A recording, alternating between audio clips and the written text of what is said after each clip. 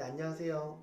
오늘은 워킹홀리데이 혹은 이민을 고민하시는 20대 후반 혹은 30대가 들어보면 좋을 현실적인 이야기를 해보려고 해요. 워킹홀리데이는 보통 대학생들이 스펙을 쌓기 위해서 많이 떠나는 편이에요. 이런 대학생들과 취준생을 제외하면 다음으로 워킹홀리데이를 많이 고민하시는 분들이 20대 후반 그리고 30대 초반의 직장인들이라고 볼 수 있어요. 20대 후반, 30대 초반은 현실적으로 인생에서 제일 중요한 시기라고 볼 수 있기 때문에 워킹홀리데이를 생각을 하는 건 쉬운 결정이 아니라고 저는 생각을 해요. 그럼 이 시기 워킹홀리데이를 결정하는 이유는 뭘까요? 보통 막상 회사를 다녀보니 회사 생활이 나와 맞지 않는 것 같기도 하고 더 늦기 전에 해외는 한번 나가보고 싶고 해서 고민을 많이 한다고 하더라고요. 유학원에서 고민을 하다 보면 10명 중 1명꼴로 이 문제로 고민을 하고 계셨고 그중 대부분이 워킹홀리데이를 한번 가보고 최종적으로 이민까지 가는 것을 생각을 하고 계시더라고요.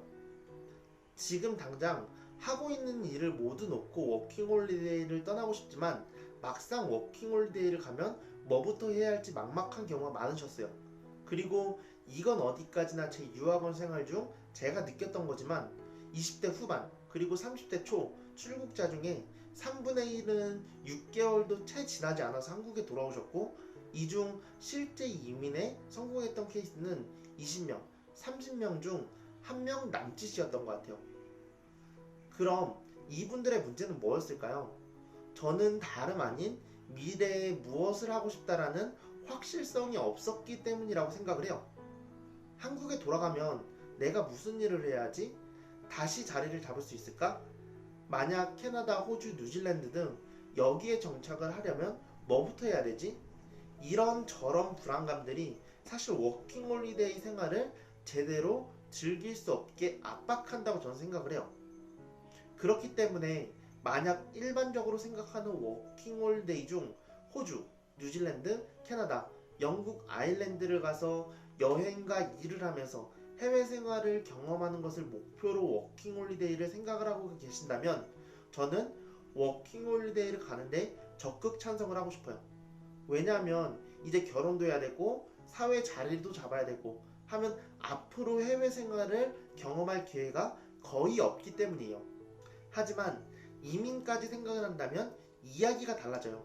이민은 직업, 연봉, 경력, 학력, 영어 점수 등 이민 점수를 충족해야지만 이민이 가능해요. 보통 이민을 생각하시는 분들은 20대 중반에 이미 학교를 다니고 준비를 마치게 되는데 20대 후반, 아무런 기술도 없는 내가 급작스럽게 이민을 준비한다면 당연히 쉽지 않을 거예요. 그중 가장 발목을 잡는 건 영어와 일에 대한 경력이라고 볼 수 있어요.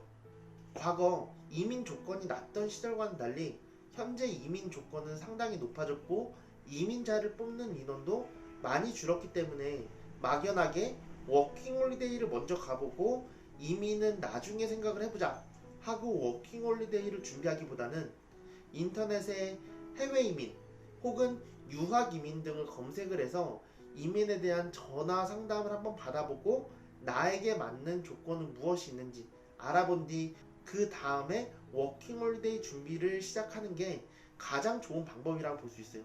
이민이 안 된다라는 게 아니라 생각하는 것만큼 쉽지 않다라는 게 제 이야기의 핵심이고 막연하게 떠났다가는 이도 저도 안 되는 상황이 올 수도 있기 때문에 이 점은 반드시 참고를 하시고 준비해 주시는 게 좋을 것 같아요.